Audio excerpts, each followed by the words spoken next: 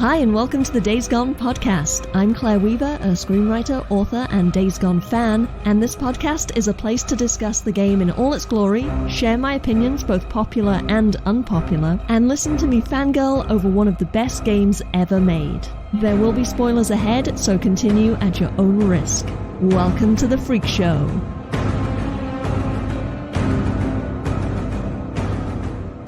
Hey everyone, today I'm thrilled to welcome back Josh Bryant to the podcast. Josh joined me a few episodes ago to talk all about the drifter bike, and he was such a great guest, I wanted to get him back on the show for another conversation.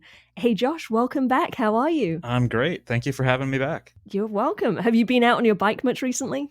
No, it's pretty much raining nonstop, and I could ride in the rain, but I don't really want to. Is it kind of dangerous? It can be, especially right now. All the leaves falling off the trees kind of create like a slick trap on the road, and if they're not moving them off, that can be kind of dangerous. Yeah, not worth the risk. No. All right, well, this week I want to talk all about Lisa and do a deep dive into her story arc, character, and motivation. Lisa, if you remember, is the teenage girl you, air quotes, rescue for Tucker near the beginning of the game, and you take her to Hot Springs. Throughout the game, she has a couple run-ins with the Rippers, and at the end, she finds her inner strength and becomes a drifter, just like Deacon. But before we get started, I think we should back up for a minute and talk about Tucker, who runs the Hot Springs camp, because she's the one responsible for bringing Lisa into the story and into Deacon's life. So let's get into it. What do we know about Tucker? I mean, I found the more you played the game, and once you discover the backstory of all these characters, Deacon included, you kind of have a different view of this when you replay it. And like Tucker, you find out she was a guard at a prison, and her husband killed himself. You find that note in her house. But she's kind of like I don't know if she was always this dark, and maybe she was horrible in the prison too. Like beating prisoners or whatever. But she definitely has become pretty ruthless at the camp that she runs. Yeah, she doesn't have any sympathy. There's one moment when you bring Lisa into the camp and Deacon says, like, go easy on her. And she's like, get the fuck out of here. Like, don't tell me what to do. Like, she has no sympathetic bone in her body, it seems. She's just kind of a bit of a hard ass. Yeah, and I feel like she said something to the effect of, like, are you going soft on me? Which kind of leads me to believe that he was pretty ruthless as well when he was working for her before. Interesting. Yeah, I didn't think about that, because a lot of the things that you find out about Tucker, it really informs us about Deacon and like what he's been doing for the past couple of years, because we have that time jump from the collapse of civilization to 2 years later when we meet up with Deacon and Boozer. Like, we don't know what they've done in that time. And, obviously he fell out of favor with Lost Lake because of the work he was doing for Tucker. And you're right, we don't know quite how far he went with that. Yeah, and I would say, too, in the first, in the flashbacks, where he ends up, like, wrestling a guy for a gun and the guy gets shot in the head, I'm not sure that Deacon, that was probably not the first person he's killed if he's, like, running around with a 1%er patch on his vest. Right. So he seemed kind of shocked, but I think it was more in the moment. But I'm sure he's had a body count before the end of the world happened. Yeah, and of course he was in the army as well, so he's probably killed people there, but as a civilian killing other civilians, he could have done, but it's probably more in like the, I don't know, fighting with other MCs or something like that. Fair. The moment in the flashback seemed like the first time he'd killed just a regular person. That's true. Yeah. So Hot Springs that Tucker runs is euphemistically named a work camp. And the idea is that if people don't work, they're beaten and starved. The other camps that you come across kind of have a similar policy, like the idea of work in exchange for food and shelter. But at Tucker's, you're not allowed to leave. It's essentially a prison. So I think it's kind of interesting that she used to be a prison guard and now she's kind of prison warden. I wonder if she gets like a little power trip from that. I could see that. Although, as a side note, are you really allowed to leave any of the other camps? I think so. Well, because Deacon mentions to Manny, who's the mechanic at Copeland's camp, like, keep your nose down, do the work, and they'll feed you. The implication being that if you don't do the work, you get kicked out. That's fair. I just always wondered if they're like, oh, this person left and or took off and they stole some of our stuff. Go get them, bounty hunt them, and like, well, did they steal something or are they being set up, or did they steal it because you wouldn't let them leave? This opens a lot of questions. Yeah, not to go too far into that, but I don't know. Copeland doesn't seem like the most reasonable person either. Well, yeah, it's interesting that Copeland, at the beginning, Deke is okay working for Tucker, who he knows is a slaver, but he has issues with Copeland, and he has to be coerced into working for him. Yeah. I thought that was kind of interesting. And, you know, it could be because maybe Deke doesn't trust him because he's kind of a thief. You know, he goes and steals Deke's bike. He's, you know, constantly trying to find out where Deke and Boozer hide out. And Yeah. Deke, like, doesn't tell him. He's so cagey and, like, won't tell him that Boozer's been injured. It's like, don't show any weakness because this guy's going to come and take your shit. Yeah, but he won't tell Tucker either that Boozer's hurt. True. I think it's just like, if you're a drifter, you have to be super, super careful, super cagey, because everyone will just, it's kind of like the hyenas, you know, will sense weakness and start taking from you, taking little bites. Yeah. Yeah. So, interesting thing about hot springs, I didn't know this because I never sleep in the game. I have no idea where the beds are. I never change like night to day or day to night. I have no interest. I just want to keep playing. I don't want anything to slow me down. But Spornicus Rex mentioned to me that he has heard, when you go into the camp at night, he has heard moaning in the camp. And he had an interesting theory that he wanted me to kind of bring into this conversation. It could be that someone's just crying from being beaten or starved or overworked. But he suggested maybe Tucker employs prostitutes or perhaps uses pleasure girls to keep her goons placated. That's pretty dark, but believable. I mean, it is dark, but the world is dark. And the interesting thing about the game is that it does have these dark things, but they're often like kept subtle, which I think is really like an interesting way of doing it. And I'm actually kind of glad that they do that, because the game, it very obviously stays away from rape. That's not really outright mentioned or even really alluded to, except for, and there's one mission where you have to go rescue the two girls who went fishing at Lost Lake. And there's like a little bit of sort of the twins. And they're taken to the cabin and one of them's thrown on the bed and then she stabs the guy. Yeah. And it's like, there's only one reason why he's going to throw you on the bed. So I think apart from that, though, there isn't really any mention of rape or, you know, any kind of like sexual assault or anything in the game. But considering the state of the world, you know, it would in reality absolutely be prevalent. So I was wondering if perhaps, you know, it is kind of there, but it's just they didn't want to be explicit. Yeah. They didn't really want to go there too much, but the world is so real, you know, it's like, well, it would be happening, so let's put in a little clue here and there that kind of tells you that. What's your take on it? Yeah, and I was just gonna say, like, Deacon obviously has his code where he would not shoot an unarmed woman. Mm-hmm. And you do shoot like women marauders and rippers in the camps, like are out in the world. But I remember early on, like one of your first camps after you get your bike from Cope, like there's a cutscene where a woman pulls a gun on you and he's like, you don't have any ammo. Yes. And you let her go. And then you later find another lady tied up at the top of a tower for Tucker, and you let her go as well. Mm-hmm. But is that because Deacon is turning over a new leaf, like becoming a kinder person? Because he clearly had no problem taking women to a slave camp right before. So is it just that he doesn't want to do violence to them, but he would enslave them, or at least take them to be enslaved? It does seem to go against his code.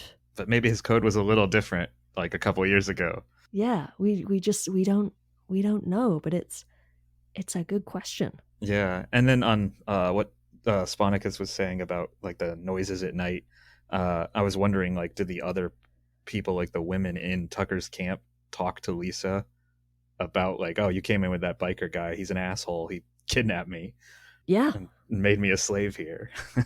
It's interesting. I don't interact very much with like the merchants and things in the camp. They have pretty limited dialogue. Yeah, but at Lost Lake, Blair is very talkative. And actually at Copeland's camp, Jessie, who is is she the bounty collector or whatever, where you take your ears in. I think that's who she is. Yeah. There's actually a lot of dialogue from her because she knows Deacon, and she's like, they have this thing where she's pretending to not know him because he's kind of out of favor with Copeland, or Copeland's kind of mad at him, like right at the beginning of the game.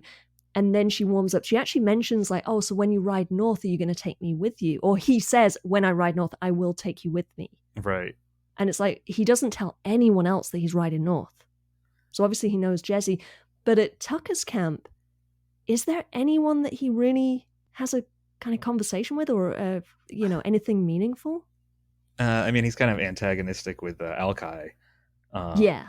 But then, Zanny, the mechanic there, like all he can do is gas up or repair your bike. You can't buy anything from him. Mm-hmm. Yeah, I don't feel like I can think of any conversations you really have at that camp.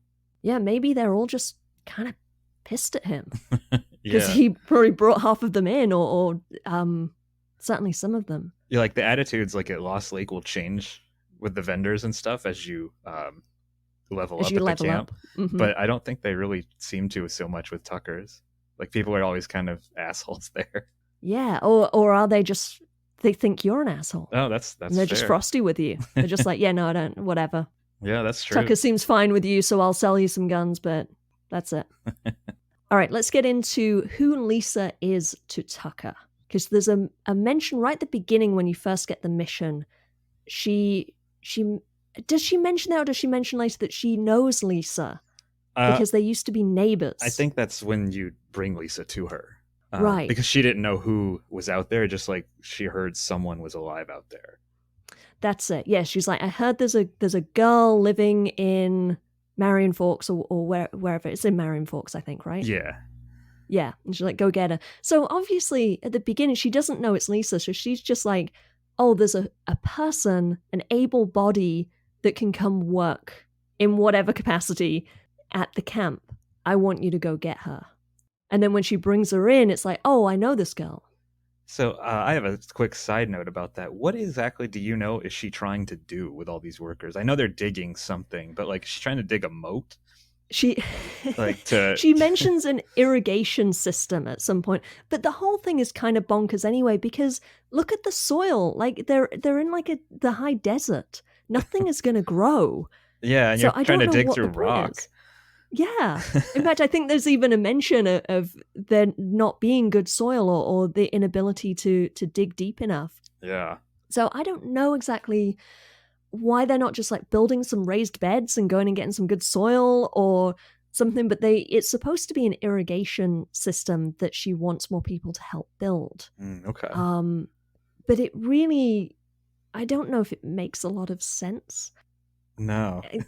Or if like maybe it does and I've missed something. Yeah, I mean, I've always thought that that was the worst camp. Yes. Yeah, you would not want to be there.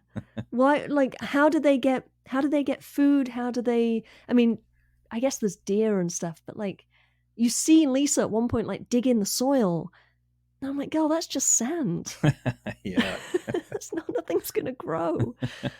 So that's what we're kind of told in the game, is that's what the people are being brought in to do. Yeah. Speaking of the lack of food, I always wondered what was Lisa eating? Well, yeah, let's get on to that. So Lisa, this never sat right with me either. When you go and find Lisa, she's been living for 2 years in her old house, just holed up in that little bedroom. And I know she has like the security of the house is kind of blocked off, and she just has that little ladder. But shouldn't she pull the ladder up? Yeah, I did. I was just thinking that. She's just been stuck up there until someone rescues her. But how does she survive? Because she seems so naive. When you first go and get her, I know she's supposed to be 15 or thereabouts, but she seems, I think she's 17 very young when you meet her. I think. Oh, she is? Yeah, I think she's supposed to be 15 when it started. From what I found researching, I don't know how accurate it is. Oh, wow. Okay. She does seem really young. Yeah, and I know she's been through the trauma of the collapse of all of civilization and but she believes her parents are going to come back. Yeah. And it's like, girl, it's been 2 years. I mean, maybe she doesn't know it's been 2 years. Like, she's not tracking But days. she's been through 2 winters. I don't think you can miss an Oregon winter. That's fair. She kind of reminds me of Newt from Aliens, and if you know that movie. Yeah. The little girl who's survived for, I don't think it's years, I think it's just a number of days.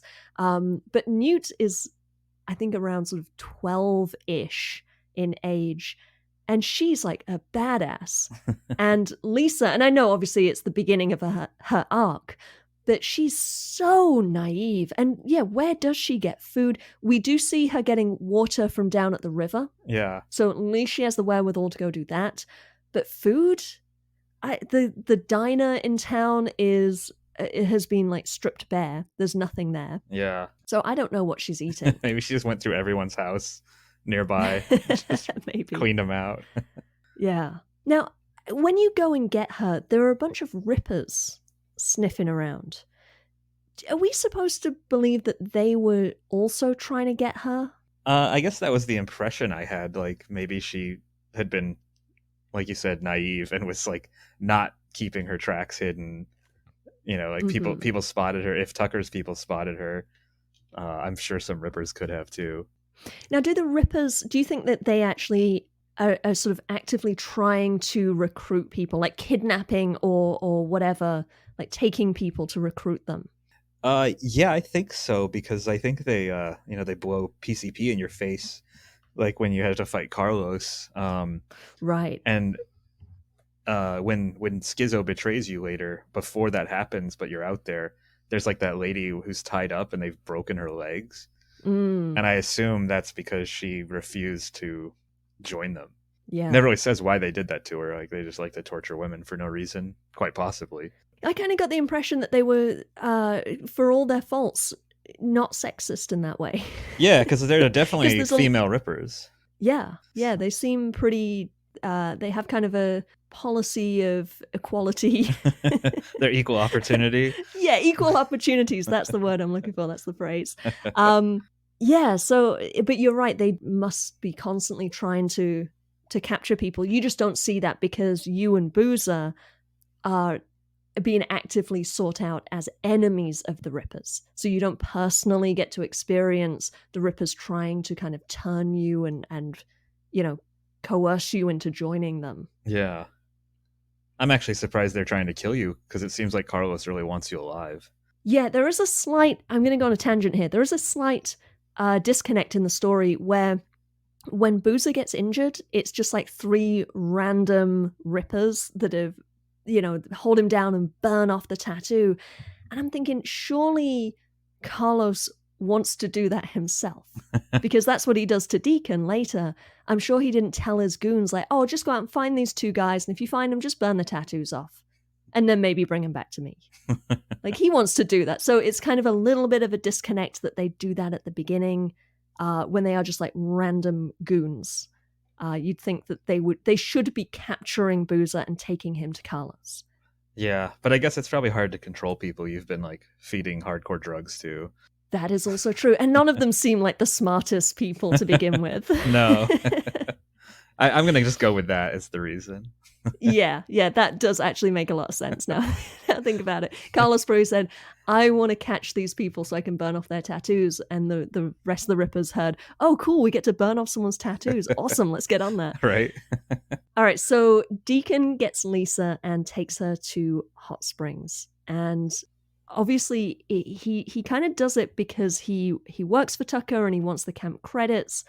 But as he goes back to see her, he mentions that she reminds him of Sarah's younger sister. And so he kind of has a little bit of soft spot for her. And he goes back to see it, and she begs to leave. She begs him to help her. And he doesn't. He's just like, oh, no, you're fine. And like goes and gets the fucking thunder egg. Like, that's gonna make everything okay. I'm like, how does he, like, why is he either so naive, or why is he turning a blind eye? Like, what is going on?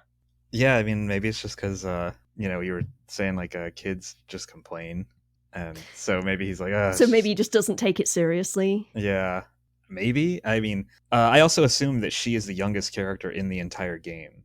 I don't think anyone's younger than that. Yeah, she's definitely the youngest one that we meet, apart from like the Newts. And Yeah. you know, they're obviously younger. But no, she's definitely the youngest person we meet.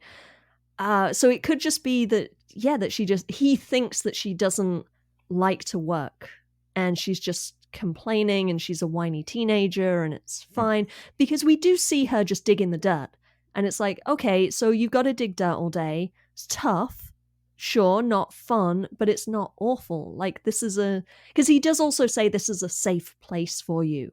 You know, I think maybe that's what it is. He's trying to protect her. He knows that it's a slave camp, but he kind of just wants her to be somewhere safe, and he knows what it's like out in the shit, and he's like, no, you would not survive, even though she has been surviving for 2 years. Yeah. But he kind of knows, like, you've got to join a camp. Like, I'm not going to join a camp because I'm Deacon St. John, I'm a badass, but you need to join a camp and dig in the dirt all day.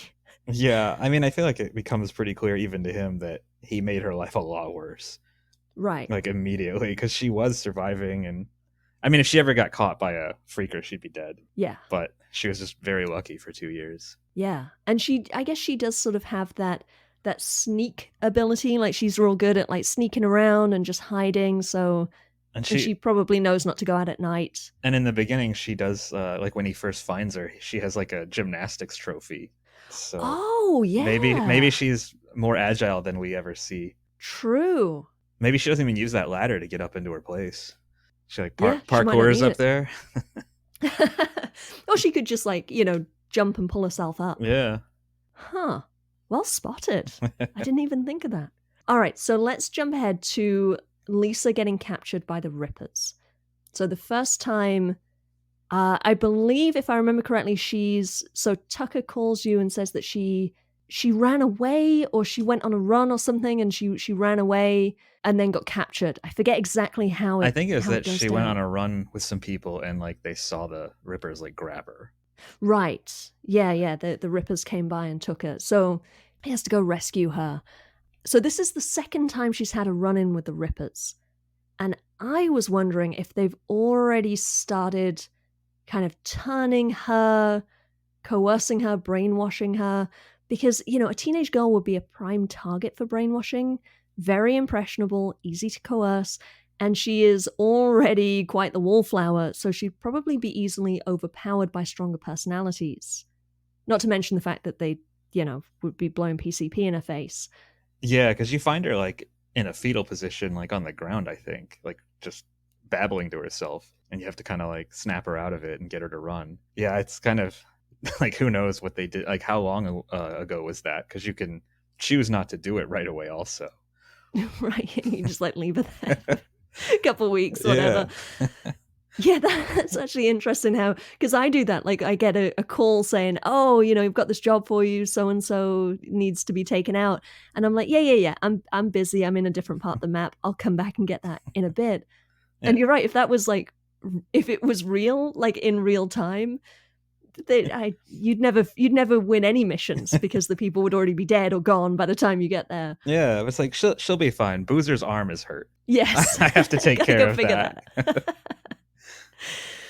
All right, so when Deacon rescues her and he takes her to Ricky to take to Lost Lake, the scene where he kind of hands her off, she is so beaten down in that scene. She's so weak. And the sad thing is that Deke is kind of like washing his hands of her. He's like, okay, I've done my part. I've helped her. I took her to Tucker's. That didn't work out. So now I'm redeeming myself. Ricky, you take care of her. And Ricky actually says, like, she looks at him, she's like, okay, what's wrong with her? Because she knows, like, something's up. Like, something is going on. If you're so bad, you got kicked out of a slave camp. Yes. And he has to admit, or kind of like hint at the idea that it's not what's wrong with her, it's what he's done wrong. He kind of knows, like, oh, I fucked up. I shouldn't have taken her to Tucker's. Now, please, can you take her and fix it? Right. And he's still not, he's trying to, like, admit a little bit of blame and then shrug it off as like, no, but I've done the right thing.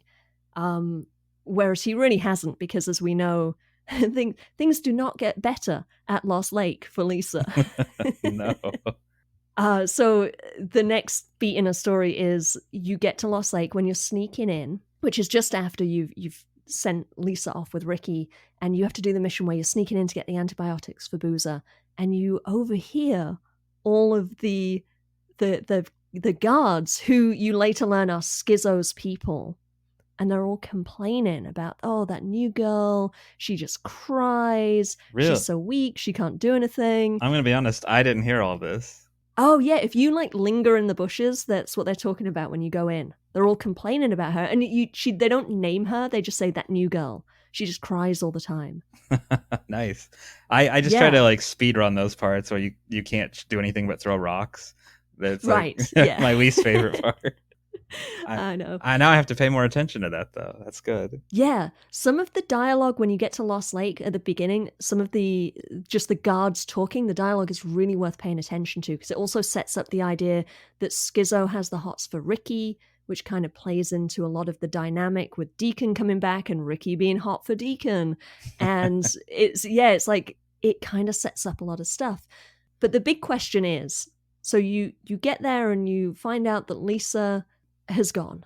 She's been disappeared. And the question is, how involved was Schizo in that? Yeah, because like when you find that list in his house later, of all like his hate list or his kill list, his shit list. Yeah. And yeah, because most of the names on there are people you end up bounty hunting. Yes. And you end up killing most of those people technically for him. But it made me wonder, did they all run off the way it was implied, or did he claim that's what happened and those people ran for their lives? Yeah, I think the latter. I think that because half the people on the list are people that were, air quotes, killed by the other half of the list, which are the ones that you go bounty hunt for killing the first half of the list. Yeah. But it's like Schizo could just say, he could have, I mean, for all we know, he could have shot someone in the face and then been like, oh yeah, it was Bob, he did it, go get him. Yeah. And it's like, he didn't do anything. So definitely, I honestly believe that Schizo had a hand in just getting rid of her. Maybe not like actively throwing her out, but certainly making sure that, oh yeah, let's just put her on a run, knowing full well she is not going to fare well, that she cannot keep up. And maybe he said to, his buddies who were on the run with Lisa, like, if she gets left behind, not a big deal. Yeah, and what are his buddies going to say? Like, they all agree because they hate her. Yeah, and they might have even said something because she just wrote, "I want to forget," like on that note, like over and over. That you find. I mean, maybe what is she trying to forget? Maybe it was the Rippers. Maybe it was something they said or did to her at like Schizo's people. Well, that's actually raised a good point, because don't you find that in a bedroom? Yeah. Maybe it's another clue that Schizo's goons, had their way with her and raped her or whatever. Yeah, we don't know. Yeah, it's a lot of speculation and it never gets addressed. All right, so Ripper run-in number 2. This is where, because Lisa goes missing and then you don't see her again until Deacon gets betrayed. Sorry, sorry, I was thinking about something else for a second. So I was wondering about this part, like, because she's there, but it's been a little while. Do you think she went to the Ripper, like went back, or do you think they found her again? That's a good question. Or was she like, at least they gave me drugs, so she went back there? I mean, it could be that she because with the first meeting, maybe they are trying to kind of get in her head. Yeah, and maybe it's working. Isn't it like they like the freaks because they don't remember all that they've lost? Mm-hmm. Some kind of statement like that. And yeah, they don't remember what they've lost, who they've lost. The whole "I want to forget" is kind of, I think it's part of their doctrine that's starting to sit in her head. I think the clues are that the first time she has the run-in with them, they start a sort of brainwashing process on her, and it takes. Yeah. So maybe Schizo didn't have anything to do with her being disappeared, maybe she did just run off with the Rippers. So it's the one time Schizo told the truth. Yeah, the one time. All right, so I want to bring something up, and I wasn't planning on doing this, but in the interest of the conversation, I want to take a moment and just share something kind of personal, if that's okay with you. Sure. So I've been thinking a lot since I started the podcast about the nature of trauma and survival, and it's kind of led to a lot of introspection on my part. A lot of digging up of old memories that I thought I'd buried deep enough to never think of again. Now, I mentioned in last week's episode that I've experienced a traumatic event, and I wanted to go into more detail, but I stopped myself because I didn't think that it was necessarily appropriate for the podcast. And it's also something that I literally do not ever talk about, ever, to anyone. But that conversation's been sitting in my mind ever since. The things I left unsaid, the things I alluded to, and now here we are talking about Lisa, and, I just I want to say it, and I want to get it out, and I want to share it.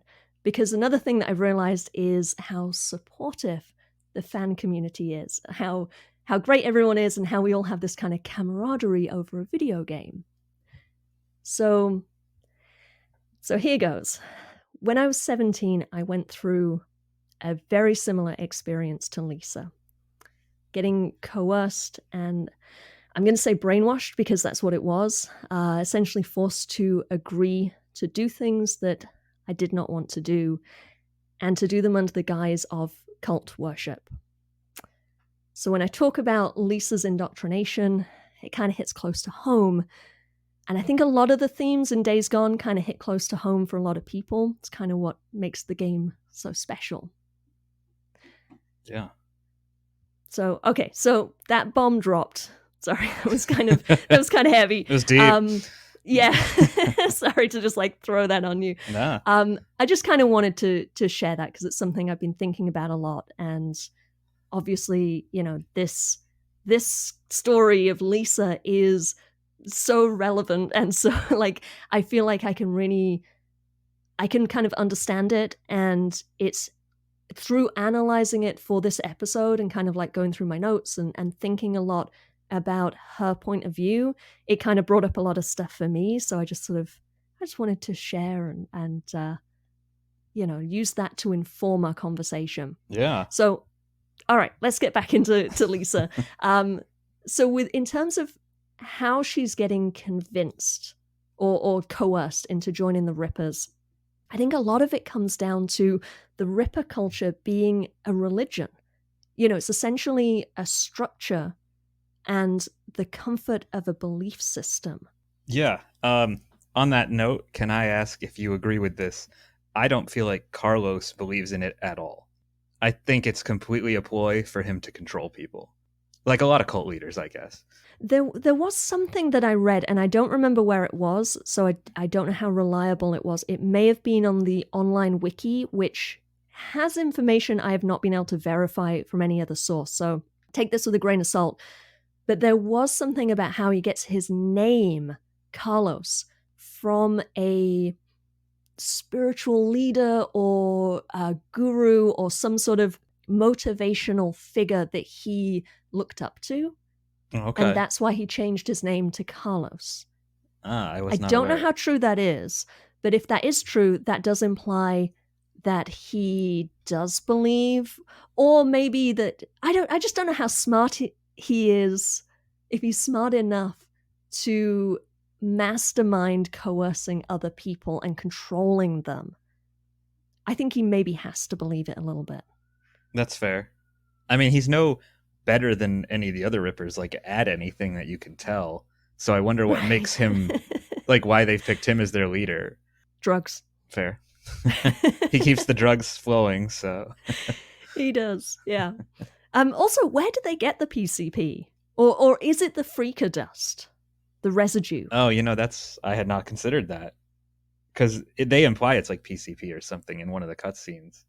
Yeah, I think they actually say, like, Boozer or Deacon or someone says that they're all hopped up on PCP. Maybe it's Schizo, I don't remember. That would be really interesting if they were stealing from Freaker Nest to like make their drugs, Yeah. because they do make people crazy when you shoot them with the bolt there. Mm-hmm. So that would be an interesting way to do it. Yeah. But anyway, so they definitely have, in the Ripper culture, or whatever you want to call it, is definitely a religion. It has an ideal, and it has symbology, and it kind of it brings a sense of peace. You know, like you said, Lisa talks about why the Rippers want to be like the Freaks. You know, they don't remember what they've lost. So in a way, it's thematically, it's another way of healing, of forgetting what you've lost. Yeah. And finding peace in forgetting. Yeah, kind of forgetting who you were as well. Yeah, because they all give up their names. Yeah. She actually says, my name isn't Lisa anymore, I'm on the path. It's very, like, hippie, spiritual, I'm gonna find, you know, my higher self and all of that bullshit. Yeah. And I feel like it's kind of like her trying to find a new version of herself. So, you know, she knows that she's a weakling and that she's naive, and she's like, no, I'm almost going to forget that. I'm going to forget that I've lost my parents, but maybe she's also going to forget that she herself was lost. And now, because they talk about, you know, the lost versus them being found, and it's like now she's kind of incorporating that of like, I can find new strength. Yeah. Let that person go that she used to be. Yeah. Make a decision right now. Be a new person. Be a fucking badass. You know, she's got like scars and cuts and all sorts of crazy shit. She's, you know, probably done drugs now. Or we know she has because she had them earlier. In a weird way, it's a sort of coming of age, like maturity moment for her. A very twisted one. But, and also, the thing is that we see that she is stronger than the Rippers. She's almost like incorporated what they give her and added it to herself, because the others incorporate it and then lose themselves in it. But she is kind of a Ripper. She's, you know, she's on the path. She doesn't have a name anymore. Her name is not Lisa. She's on the path.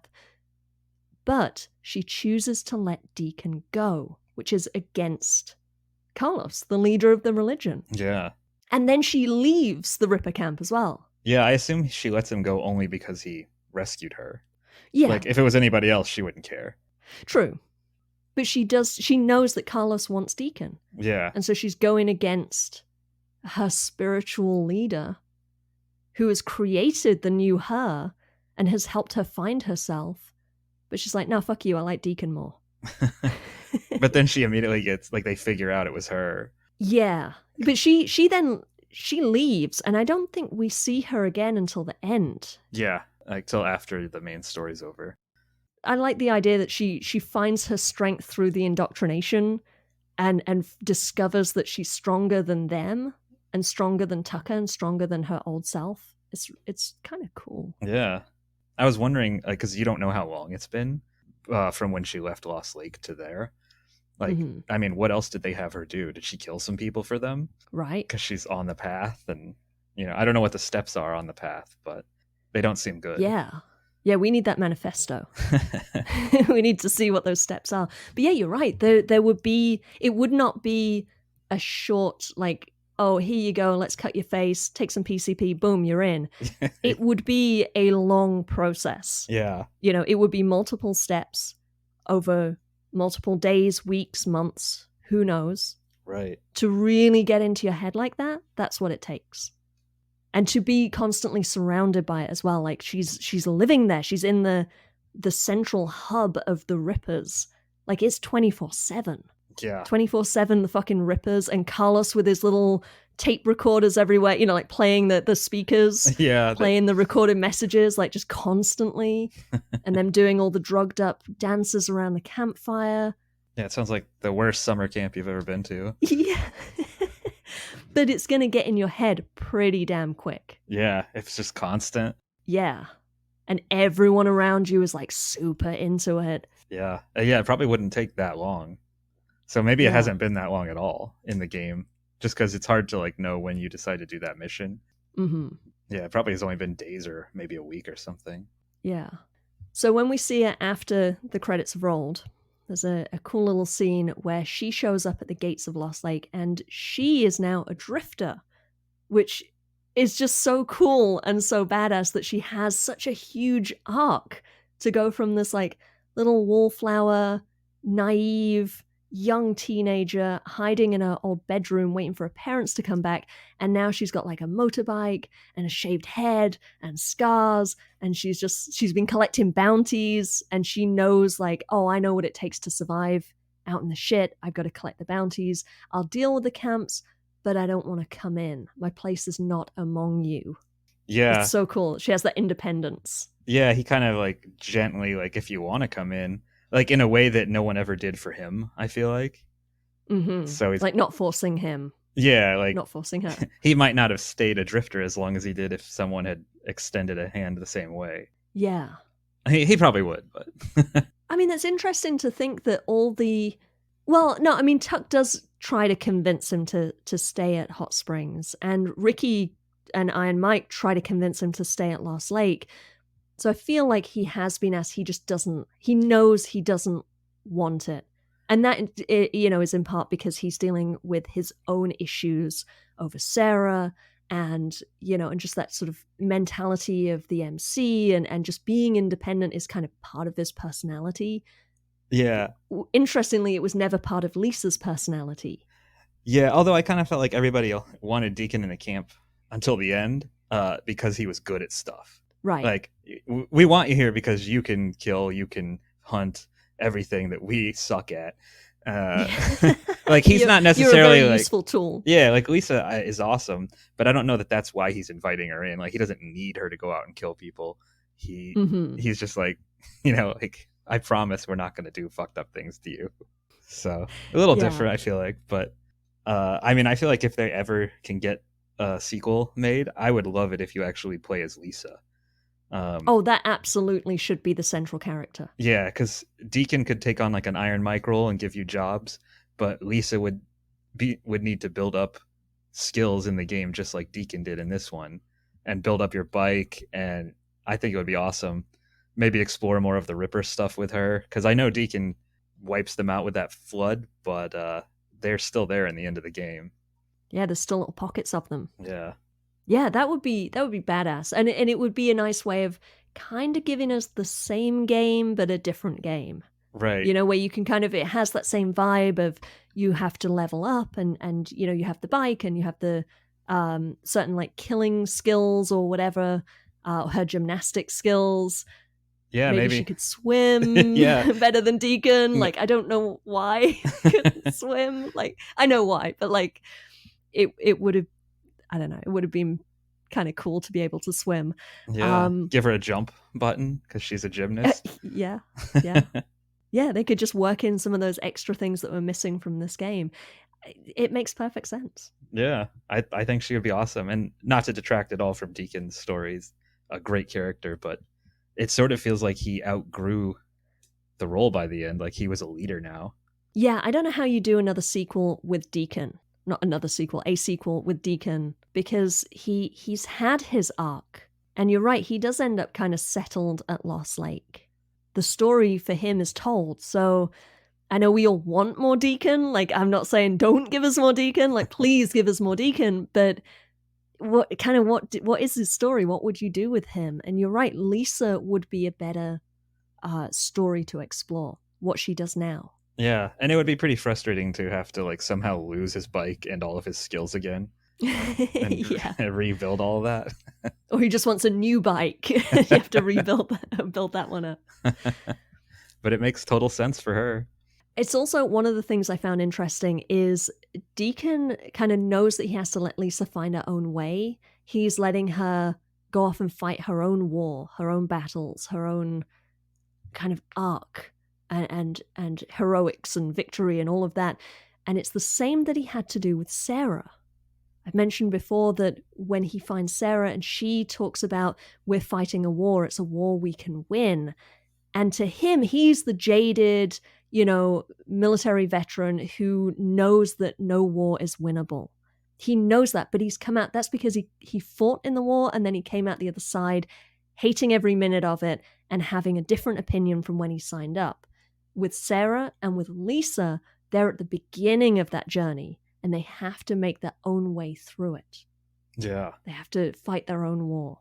Yeah, I was just playing today I played the Chimult community college section, and there was a part where he's like, what happened to you, to Sarah? And because like when I first met you, you were like shaking after you fired my gun into the air, and now you just like wiped all these people out. So yeah, it's interesting, like he's having to realize like she had to go through a lot of changes too. Yeah. We had a listener comment that I want to read out. This is from Tim Schumacher, and he said about Lisa, I think Lisa's story was very challenging but well written. It can be lost on the player how important it is that Deke was selling slaves to Tucker, including Lisa. She was doing okay, and he was guilty of taking her out of that to a worse situation. As a player, we think we can control the Avatar's narrative, but the writers are telling you that Deke was motivated by camp credits in steering survivors to camps. He saw how it affected Lisa, and through her story, what Tucker was really about. Her tale is huge in Deke's redemption and embracing being part of a larger community again. I loved her arc as an origin story of a PTSD survivor becoming a badass loner, obviously mirroring Deke's journey up to the point he finds her in the epilogue. That was well said. Yeah. All right, any last thoughts on Lisa? Hope that we get to see more of her someday. Yeah, fingers crossed. All right, a couple things before we wrap up. You can support the Days Gone podcast by heading over to buymeacoffee.com/daysgonepod, where you can throw a little money in the tip jar if you're feeling generous. I want to give a special shout out to my favorite YouTuber and regular guest on the podcast, Spornicus Rex. He very kindly bought me a coffee this week. Thank you, sir. You can actually find me and Rex live streaming Days Gone on YouTube every Tuesday at 6 p.m. Pacific time. It's a collaboration between the two of us called the Feedback Loop, and we have so much fun. Well, Josh, thank you so much for coming back on and doing this deep dive into Lisa. I had an absolute blast. Yeah, me too. Thank you so much for having me. You can email me your thoughts, comments, opinions, and counter-arguments at daysgonepod@gmail.com. You can also find me moderating the Days Gone subreddit. Thanks for listening. Weaver out.